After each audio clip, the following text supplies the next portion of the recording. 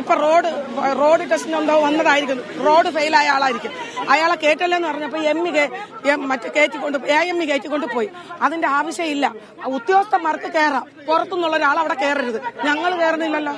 അപ്പൊ ഉദ്യോഗസ്ഥന്മാർ കയറട്ടെ, പുറത്തുനിന്നുള്ളവർ കയറല്ലെന്ന് പറഞ്ഞപ്പോ കയറിയിരിക്കുകയാണ്. അത് നടക്കൂല.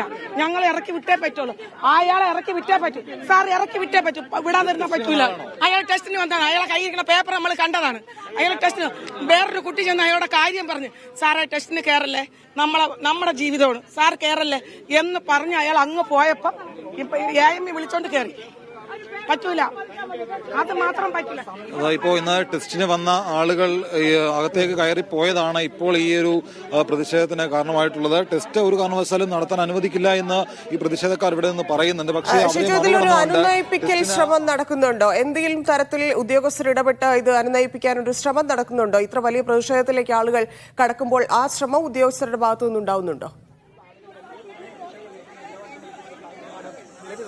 ധനിയ RTO ഓഫീസിലെയോ അല്ലെങ്കിൽ MVD ഓഫീസിലെ ഉദ്യോഗസ്ഥർ ഇവിടെ എത്തി അവരുടെ ജോലി അവർ ചെയ്യുന്നു എന്നുള്ളതാണ് നമുക്ക് ഇവിടെ വന്നപ്പോൾ മനസ്സിലാക്കാൻ കഴിയുന്നത്. അതായത് രാവിലെ 8:30 ഇവിടുത്തെ ഉദ്യോഗസ്ഥർ വരുന്നു. അതിനുശേഷം പുറത്തേക്ക് വന്ന് ഇന്നത്തെ ടെസ്റ്റിന് ആരുടെയൊക്കെയാണോ പേരുള്ളത് ആ പേര് വായിക്കുന്നു. ആ പേര് വായിക്കാൻ പോലും നേരത്തെ നടന്നപ്പോൾ അത് പ്രതിഷേധക്കാർ സമ്മതിച്ചിരുന്നില്ല. കാരണം അവരവരുടെ ജോലി ചെയ്യുകയാണ്. ഇന്നത്തെ ദിവസം എത്ര ആളുകൾ ടെസ്റ്റിനുണ്ട് അത് ആ പറയുന്ന ആളുകളുടെ മുഴുവൻ ആളുകളുടെയും പേര് വിളിച്ചതിന് ശേഷം അവരാരും ഇല്ലാത്തത് കൊണ്ട് ഉള്ളിലേക്ക് ഉദ്യോഗസ്ഥർ കയറിപ്പോകുന്ന സ്ഥിതിയാണ് നേരത്തെ ഉണ്ടായത്. പക്ഷേ അതിനുശേഷം 3-4 ആളുകൾ ഇന്നത്തെ ടെസ്റ്റിന്റെ ദിവസം ടെസ്റ്റ് എടുക്കാൻ വേണ്ടി ഇവിടേക്ക് വന്നിരുന്നു. അവരെ പോലും ഈ പ്രതിഷേധക്കാർ തടയുകയാണ് ചെയ്തത്. ഇപ്പോൾ ഇവിടുത്തെ ഈ ഓഫീസിന് മുമ്പിലുള്ള ഡ്രൈവിംഗ് ടെസ്റ്റ് സ്കൂൾ കേന്ദ്രത്തിന് മുമ്പിലുള്ള പോലീസ് ഉദ്യോഗസ്ഥരുമായും സമരക്കാരുമായി തമ്മിൽ സംസാരിക്കുകയാണ്. മറ്റൊരു പ്രതിഷേധത്തിലേക്ക് കാര്യങ്ങൾ പോകാതെ ഈ സമാധാനപരമായി പ്രതിഷേധം തുടരണം എന്നുള്ള കാര്യമാണ് അവരോട് അറിയിച്ചിട്ടുള്ളത്. പക്ഷേ അവർ അതിന് വഴങ്ങുമെന്ന് തോന്നില്ല. കാരണം ഒരു കാരണവശാലും ഉള്ളിലേക്ക് ആരെയും കടത്തിവിടില്ല എന്ന് തന്നെയാണ് പറയുന്നത്. അങ്ങനെ പ്രതിഷേധം മറ്റൊരു തലത്തിലേക്ക് മാറുകയാണ്.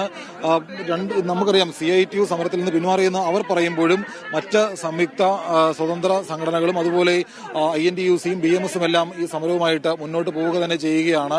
എന്തായാലും ഇപ്പോൾ ഗേറ്റ് മറികടക്കുമെന്നൊക്കെയാണ് പ്രതിഷേധക്കാർ പറയുന്നത്. പോലീസുകാർ ഈ പ്രതിഷേധിക്കുന്ന ആളുകൾ സമാധാനപരമായി മാറിയിരിക്കണമെന്നൊക്കെ പോലീസ് പറയുന്നുണ്ടെങ്കിലും അതുപോലും കൂട്ടാക്കാതെ പ്രതിഷേധത്തിലേക്ക് ആളുകൾ പോകുന്നത്. എന്തായാലും മൂന്നാം സംസ്ഥാന വ്യാപകമായിട്ട് ഡ്രൈവിംഗ് ടെസ്റ്റ് മുടങ്ങിയിട്ടുണ്ട്. ഗതാഗത വകുപ്പ് കൊണ്ടുവന്ന എല്ലാ പരിഷ്കരണങ്ങളും പിൻവലിക്കാതെ ഈ സമരത്തിൽ നിന്ന് പിന്മാറുകയില്ല എന്ന് തന്നെയുള്ള ഉറച്ച നിലപാടിലാണ് ഈ ഡ്രൈവിംഗ് സ്കൂൾ അസോസിയേഷൻ ആളുകളുള്ളത്. ഇപ്പോൾ ഈ ഗേറ്റിന് മുകളിൽ കയറി നിന്ന് മുദ്രാവാക്യം വിളിക്കുന്ന സ്ഥിതിയിലേക്ക് സാഹചര്യങ്ങൾ പോകുന്നു. ഈ ഓഫീസിന് മുമ്പിൽ ഒരു പന്തൽ കെട്ടിയുള്ള സമരത്തിലേക്കും ഈ ഡ്രൈവിംഗ് സ്കൂൾ ആളുകൾ പോയിട്ടുണ്ട്. എന്തായാലും ഇവരുടെ ഈ പരിഷ്കരണങ്ങൾ വലിയ തോതിൽ ഈ ഗതാഗത പരിഷ്കരണങ്ങൾ വലിയ രീതിയിൽ ആളുകളെ ബുദ്ധിമുട്ടിക്കുന്നു എന്നുള്ളത് തന്നെയാണ് നമുക്ക് മനസ്സിലാകുന്നത്. റോഹിത്, ഇതിപ്പോ എന്താ അവസ്ഥ? ഇതിങ്ങനെ സമരം തുടർന്ന് എത്ര ദിവസം പോകും? എത്ര ദിവസമായാലും നമ്മൾ സമരം തുടർന്ന് ചെയ്യാനും മാറ്റമൊന്നുമില്ല. എത്ര ദിവസം നമ്മൾ സമരം ചെയ്യും. അവരുടെ ആ സർക്കിൾ മൊത്തം പിൻവലിക്കുന്നവരെ സമരം ഉണ്ടാവും.